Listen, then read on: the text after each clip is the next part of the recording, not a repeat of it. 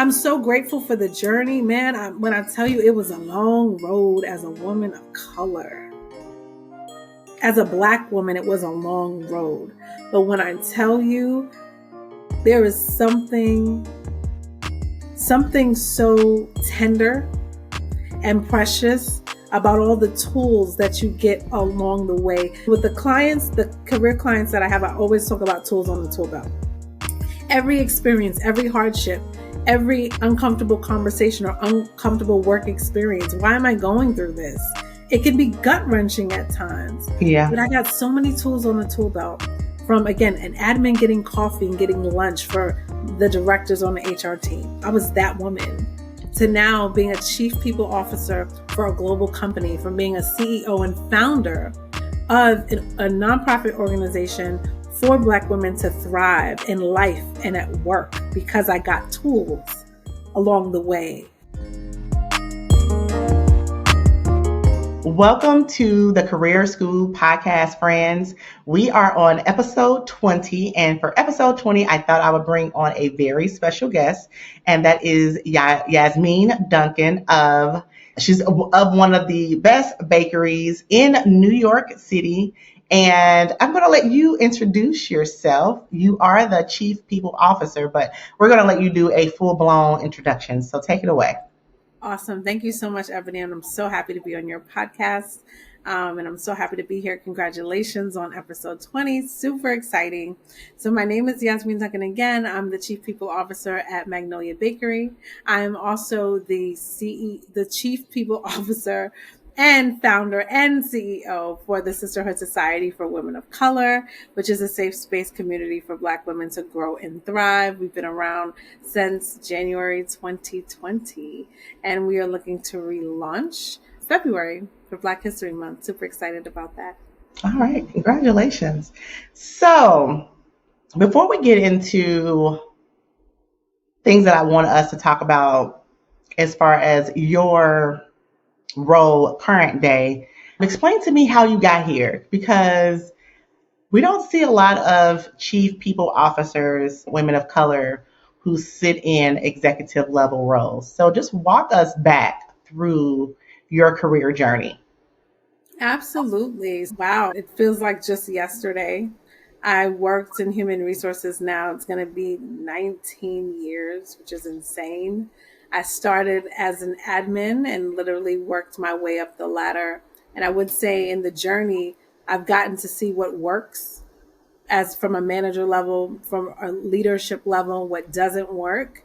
And so through that, I've gotten to do identity work and establishing the woman that I want to be and how I want to show up and operate and be authentic to myself in the workplace. I take it for no low end of responsibility to be a woman of color in an executive seat, because we are not often found or seen or in a position to advocate for those who don't have the opportunity, and also to be heard. And so I would say my journey has been a very interesting one. I'd like to describe it best by saying I was a Black girl that grew up in a white house. And so all the nuances that you would have in becoming comfortable with your skin and your tone, your skin meaning the fabric of who you are, your tone, your approach, and feeling comfortable to just be and exist and come into personal power. I had to navigate all of that without the blueprint. Being in a White House, because more often times than not, I was the only at the table. So what does that look like? Absolutely. Yeah, it's been interesting, but I'm truly grateful to be here. So before you took on the role of Chief People Officer, what was that prior role for you? Sure. The prior role for that, I was a vice president of human resources at a interactive company called Camp. They had a very interesting concept and a very matrix business. They were a startup, and ideally they were looking to bring somebody on who can establish HR practice and processes and procedures, but also what does the people footprint look like? how should our leadership function? How should we respond to employees? What does care look like? So bringing on somebody on board to establish what that personal touch is. And I had the opportunity, because it was a startup, to write my own ship of how I Yep. want to show up at Yeah. work versus having to fill the shoes of a former VP of HR that was there. It was the first role of its kind. Oh, go ahead. Yeah, when you say you truly climb the corporate ladder, like you truly climb the corporate ladder.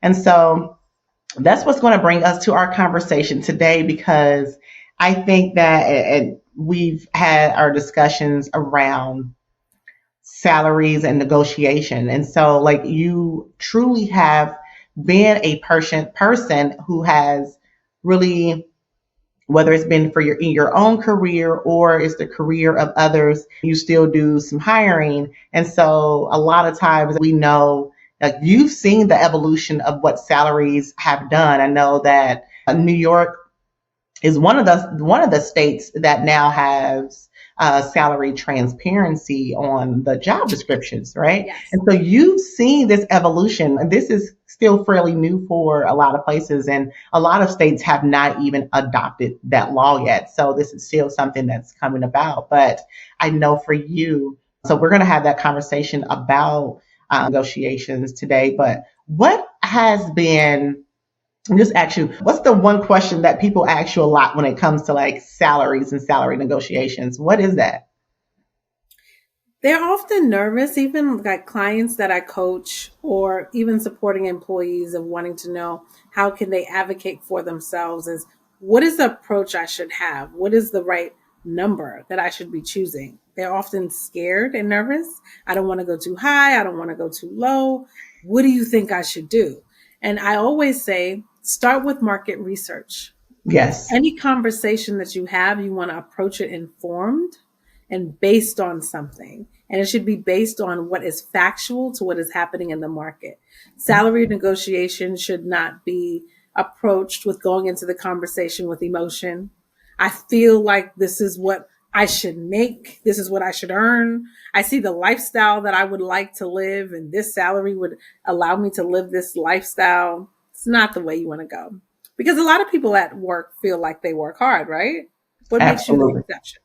So Absolutely. going in, doing your research, resources that I often like to give and point people to is salary.com. Also, I love PayScale as a favorite, because PayScale, you fill out this really long survey. It feels like it's 35 minutes long, but it's literally all of your experience, the degrees that you have up until this point, your title, where you live, how old you are, what your specific tasks are, all these kinds of questions. And once you finish going through this whole like 35-minute survey, you end up with a result of, based on your market and all these demographics, this is what you should make.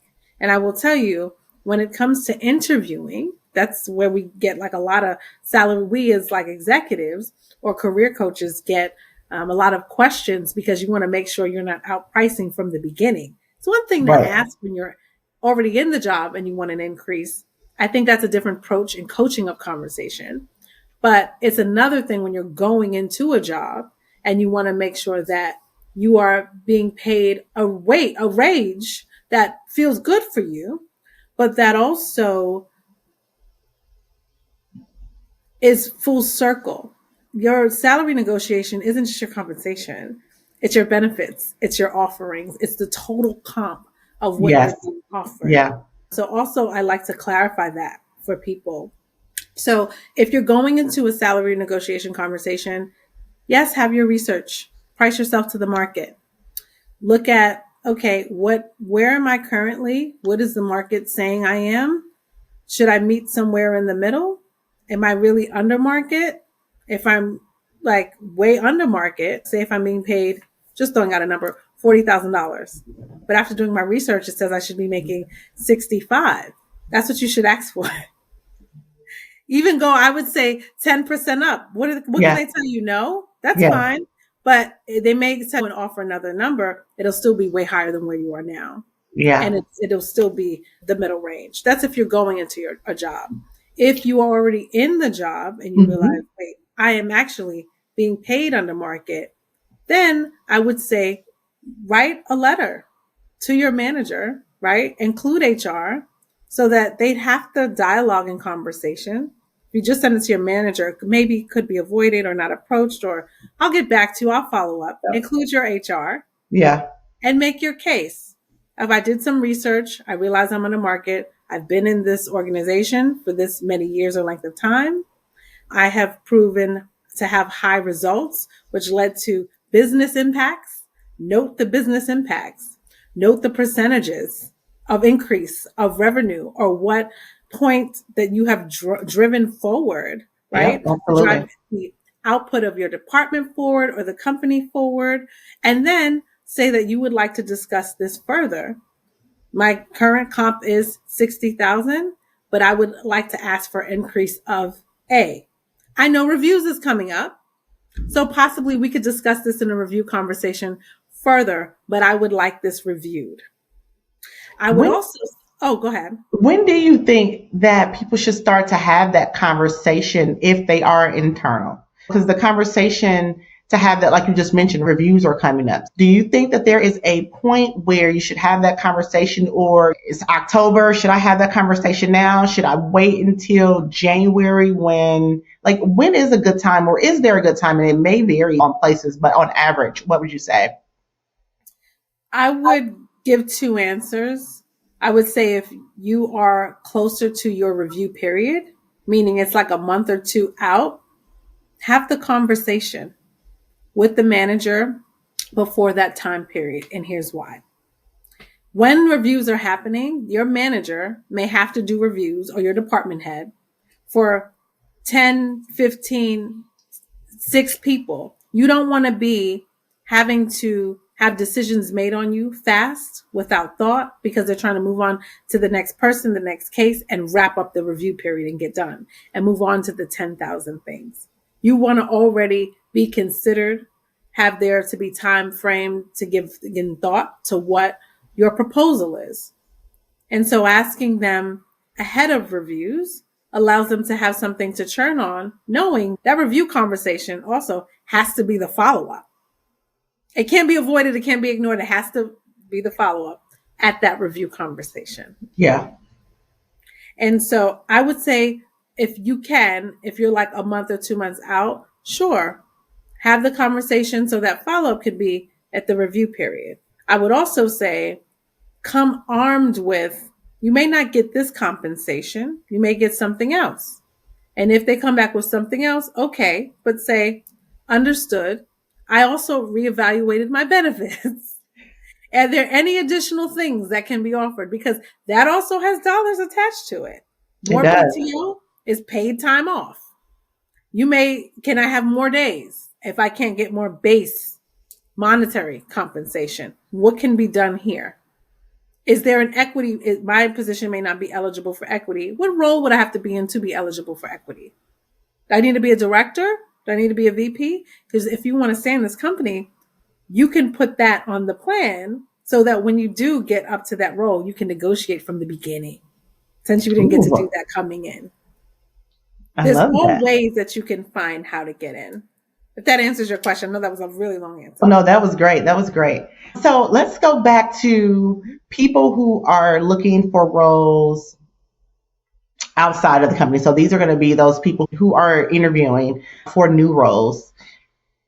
We talked about that New York has a law where, and I don't know if that New York has a law where it's salary transparency. Mm-hmm. How has this impacted, or has it impacted the way that you, as organizations in general, not just, your organization, but that organizations in general approach salaries, salary negotiation, and salary conversations? Because now, where the conversation about the salary should have been something that recruiters or job seekers ask early in the interview process, like over the phone interview, you should know going in what the salary range is. Now you don't have to ask that conversation, as you don't have to have that conversation per how you could or would in some states. So how are you all approaching that? Absolutely. I think without a doubt, the law services the employees or potential employees in getting jobs. When it comes to, I've been in HR for a really long time, and most companies have what we call a salary grid that we work within. That's the range that you see on a job description for the states that have the transparency law, where, say, I don't know, product manager role. The range for that is 50 to 65. That range comes from what we call on HR in the back end a salary grid.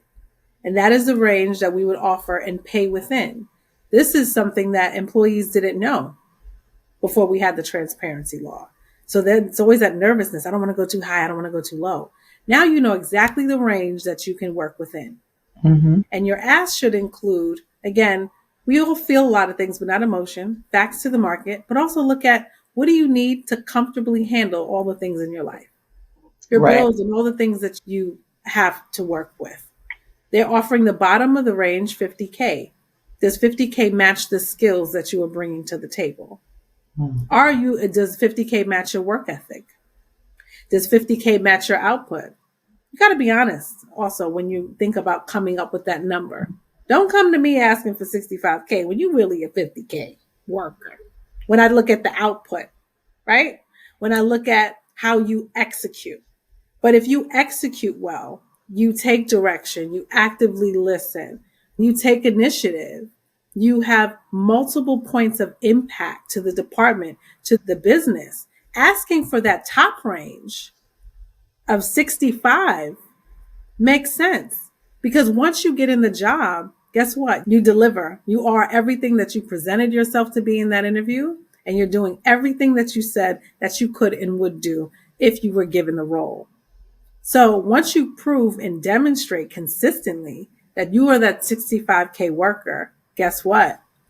If you want a raise, it's not so out the park because you've delivered. So say 2-3 months, going back to my previous response, before the reviews, you're like, I want a raise. I know I'm due for a raise, but I want you to have the full consideration of like me having an increase. You have something to back you up.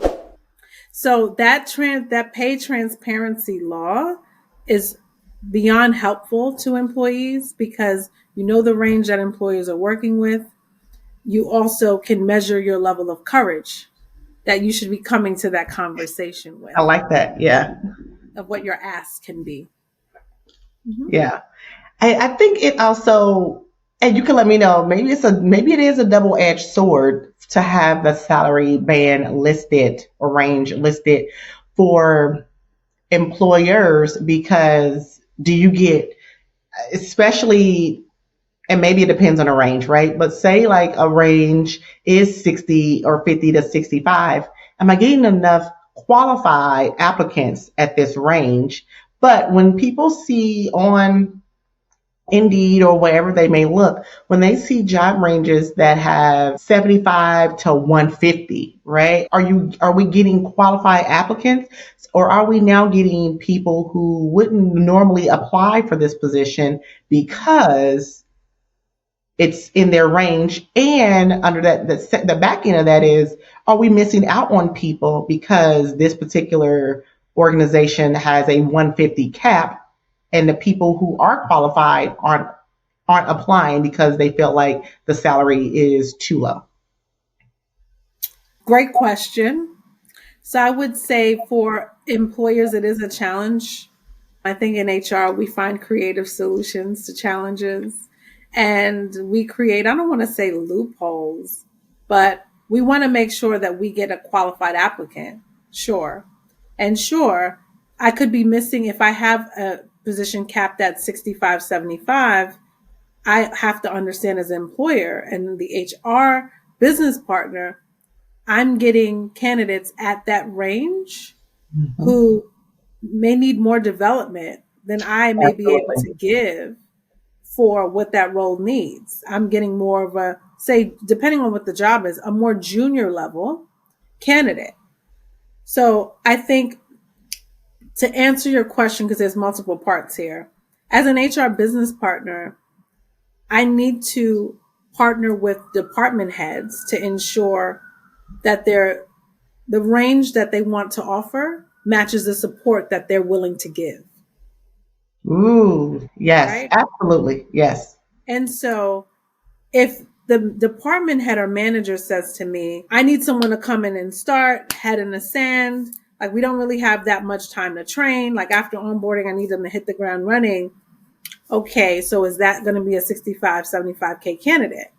Because from what you're saying, this can't be a first time I'm a manager person or my second time I'm a manager and I only have 2 years in a manager seat or 3 years.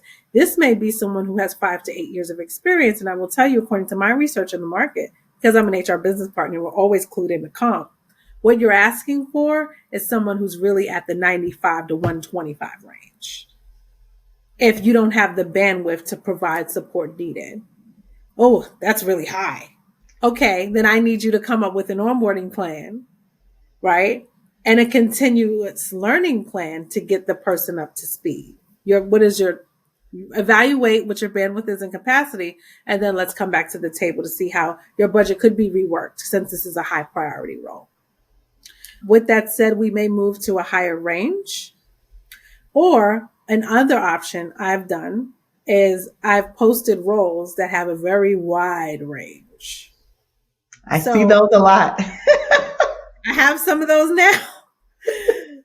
So when I say a wide range, I may have 65K to 125K. Instead of, I sure as a leader, as a department head, I may need to figure out what my capacities are. But while I do that, I may find a unicorn. I may find someone who has a lot of ability, but hasn't had a lot of opportunity to Ooh, I love showcase. those people. Yes. Isn't it great?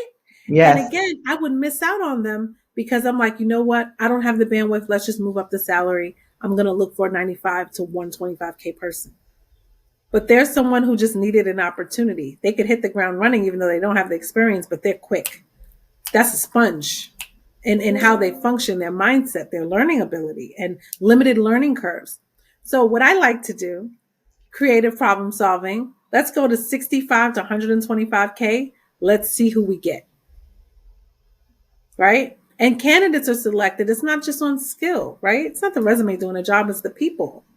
You want someone that the team feels like they can connect with, that they enjoy to work with, and that is not just hungry and eager, but has initiative, has joy in the learning process that you enjoy working with. When I look at my team now, when I look at the direct reports that I've had all throughout my career, which I talk to, and I still keep in contact with most of them, if we haven't lost touch, we enjoyed working with each other. We care about each other as people. So hiring a candidate is still just like a candidate is looking for that total package and salary, and they want all the things and benefits and total comp. The total comp is all that they are and that they bring. And you, I think as employees, you need to, or potential employees, you need to learn how to package yourself, right? For the ask that you are requesting. Package yourself for the ask. Yes. This is So, good. I need these sound bites. This is really good. I love that. That's definitely a quote right there. That's a tweetable moment. That was good. So you bring up a good point. So I heard you say, hey, if I see I'm having a conversation with my business, my stakeholder, the hiring manager about these roles. So are you saying that HR and hiring managers are really in conversations together, having conversations about the role? Because I think that sometimes there is a misconception. And again, every organization is different, but that there's either the HR is doing all of the work when it comes to writing the job descriptions but I hear you say that it's a collaborative effort in coming up with the salary bands, salary to go, like the entire process is really a strategy that is put together by both people in the organization. Yes, great question. When I've come into any organization and I've had companies that have done it differently, where I need a role, I let HR know, I fill out a form, they got it, they'll post it, they draft the job description, they'll figure out the salary, and they'll send me candidates. I've worked for companies that are like that, where it's very hands off from the hiring manager of the department. I always change that process Yeah. because Yeah. I I Absolutely. will tell you, when we hire a candidate, we are going to hold hands on this decision. This Yeah. will not be the HR team. The HR team doing it. The HR team supported you and Yeah. was a guide and a lighthouse for what this should look like in the best interest of the department, you as a leader, and the goals and objectives you have to meet. That's where we come in as a strategic business partner. However, we should collaborate. We should talk it through. And so the recruiter on my team, and I'll talk about Magnolia Bakery because I love the process. I And love the product. I know, right? The banana pudding. And I love the autonomy that we're given to work with to make a good candidate experience, a solid onboarding, and a collaborative process. So once a position gets approved, my recruiter sends a Word document that's it's a form, if you will, for that manager to describe their ideal candidate. It's our ideal candidate form. And this is everything from the personality type that I'm looking for, the skills that I'm looking for them to have, both hard skills, soft skills, from the background, the industries that they should work at, potential companies they should have worked at that I would love to see, 2 years of experience, degrees if they want certain degrees or certifications. It's a full gamut of what you're looking for. My recruiter now is able to completely custom tailor the search to exactly what the hiring manager was looking for. Over the course of a week, at a max of 2 weeks, we do a series of phone screens. My recruiter does them. He then passes over the people who meet the basic requirements and the must to haves. Then we set up interviews, which they'll have like group or panel style interviews or one to one. We like to work through the process expeditiously. No one wants a 4-month interview process. Decisions are made in a week. So total max time will be 3 weeks.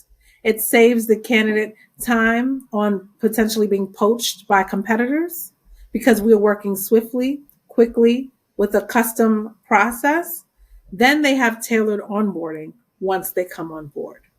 I also want to note this process also includes the negotiation from the candidate and their ask. And we have that back and forth still happening in the time span of 3 weeks. Okay. So this list that your hiring manager gets to create, is this different than the job description? Because I know sometimes on the job description, we'll see those. I'll let you answer that question, and I'll ask the other question. Yeah, sure. It's more even granular than the job Okay. description because your job description is really a high level summary of what you are expected to do and what your key and core tasks are, right? But this actual ideal profile, candidate profile that the hiring manager fills out it's beyond the resume. The job description is really, we're trying to it's almost like matchmaking. Here's the job description, what candidate matches what we're looking for. But that ideal profile is the personality, right? The hard skills, the soft skills, the DNA of what that candidate should be to match this high level summary of the job that they're going to perform. So then because I know, and the reason why I ask that question is because sometimes you will hear candidates say or feel like they have to meet 100% of everything on the job description, right? And so for you, this is a little bit off of salary negotiations, but it can be tied to it. Is what percentage do you advise for a job seeker to apply for a position of those bullet points, right? If I meet 60, 70, 80%, how many of those bullet points do I need to really be able to match before I apply for a position? This is a great question. I would say, I don't know if it's a percentage. If we want to look at it, there's no a job that I apply. I'll put it to you this way. Mm-hmm. There's no job that I apply to that I'm not 1,000% confident that I could kill every bullet on that and some. Because Okay. I'll tell you why. When I go into a job, the expectation is I deliver on the full ask of that role. And if I only know 60% is no as far as inexperience, and I can clearly hit the ground running, 60% of that role, that doesn't set me up for success when I start that role. I have a higher learning curve now that I have to Mhm. overcome on top of trying to just learn what the operations, the day to day of that role. Right. And so this does tie into salary negotiation. You're right. Because with the learning curve that I have, and we don't know how my learning curve, if I'm going to overcome that or not, how that's going to impact me as I'm learning the basic day to day. Does that set me up to ask for more if Mhm. I feel I'm deserving because I'm working so hard to learn? Yeah. It's like you have to be, salary negotiation requires you to be honest with what you can deliver. And Ooh. so if I am applying for a job, I am fully competent, capable, and I know that I'm well able and again, confident that I can deliver on the ask of me. And I go into a job always with an action plan. Sure, I've always had an action plan that I've been asked to build in the interview process as like a project or case study kind of thing. But personally, I have an action plan and with targets of what I need to deliver on so that the employer, I'm a new hire. Just because you get the job doesn't mean you got it. You got to prove your value. And so when you get into a job, if I only got 50% in, but I got a lot of will. I'm a fast learner. I think I can do this. That's a risk that you take. But I'll tell you what, when you get into that job, you got to prove your value and you got a further journey to do that if you only know less than half of the job or 60% of the job. I would say, if we're going to go for percentages to answer your question, you need to be as close to 100 as possible. And if I wouldn't be any under like 90%, and that's pushing it. So But do you think that is for executives, or would you say that also is for individual contributors and, early managers as well? Or is that your view from a senior level executive viewpoint, or does it matter? I think once you get to that mid level, like that mid level manager to executive, everything that I said applies. I think Yep. when I think of if you're like an admin going to a coordinator, I wouldn't have all the skills and the experience of what a coordinator would, but I want to move up. So are you saying, Yasmeen, that I shouldn't apply? No, I'm not saying that.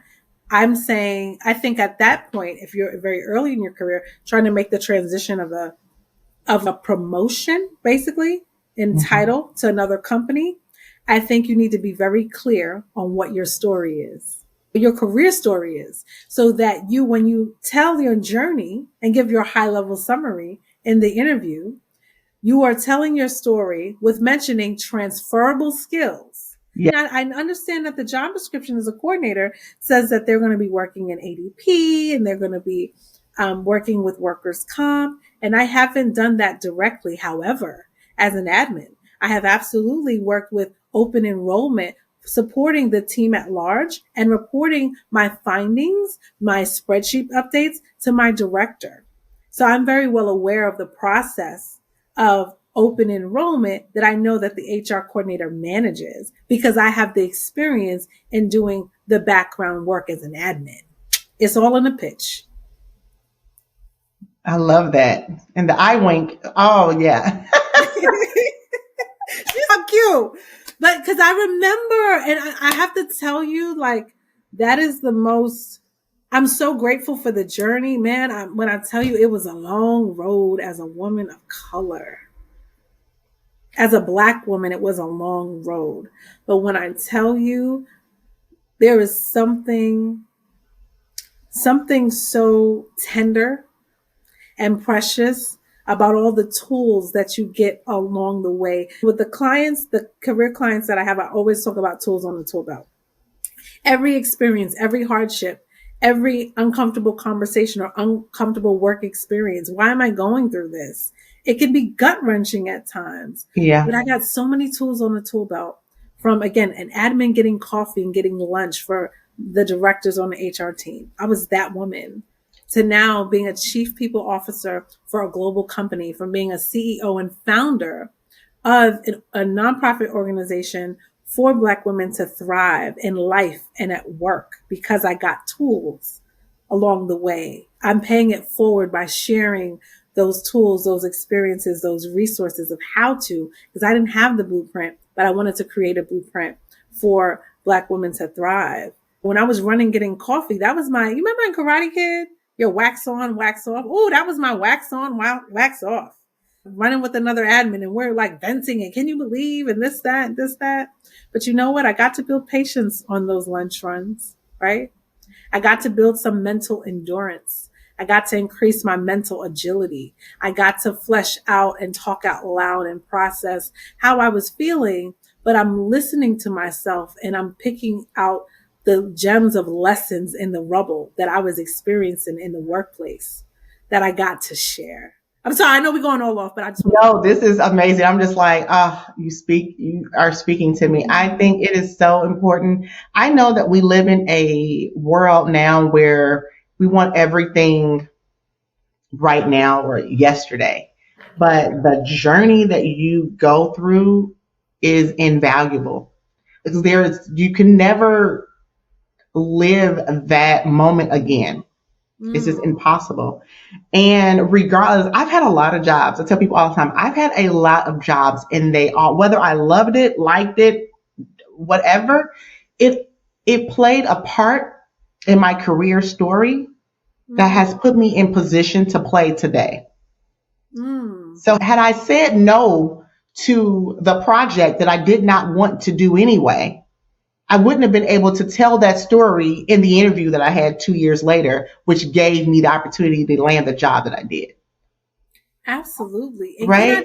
can I just affirm you and tell you something? Yeah. Even you doing that, do you see how you stepped into courage? And who would have known what was awaiting you in your future of the people that you inspire daily? I'm one of them. I'm on the encouragement bus from Ebony. But when I tell you, just give people courage in your posts, in your coaching, in sharing your wins. It's not easy putting yourself out there, even if it's sharing the positives. Listen, posting on LinkedIn is a scary place. But can I tell y'all, this woman got me to just, okay, you need to be coaching and like posting. She challenged me higher. She challenged me to step into courage as an executive leader. And in you doing that and stepping into courage, an example you just gave, who knew what was awaiting you in your future was to have the many do that for themselves and taking agency in themselves, right? And stepping into courage to ask and giving them the tools to do it. You talk about the pay it forward.